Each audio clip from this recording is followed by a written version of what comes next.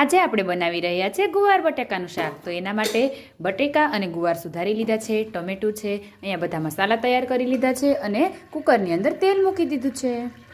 અહીંયા આપણું તેલ આવી ગયું છે। તેલની અંદર આપણે પહેલાં હિંગ ઉમેરી દઈશું।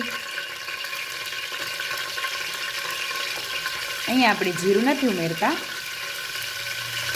ત્યારબાદ લસણથી આપણે વઘાર કરશું।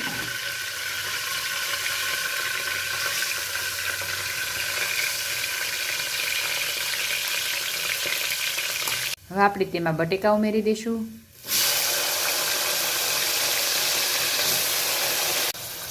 ત્યારબાદ આપણે ગુવાર ઉમેરી દઈશું। તેમાં સ્વાદ પ્રમાણે મીઠું, હળદર ઉમેરી દઈશું। બરોબર એકદમ બધું મિક્સ કરી દઈશું।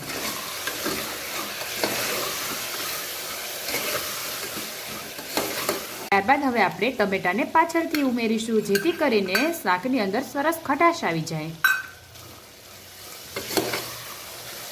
લસણવાળી ચટણી, ધાણા જીરું પાવડર, પાણી નાખી અને બધું એકદમ મિક્સ કરી લઈશું।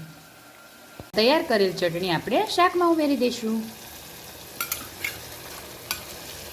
હવે તેમાં પાણી ઉમેરી દઈશું।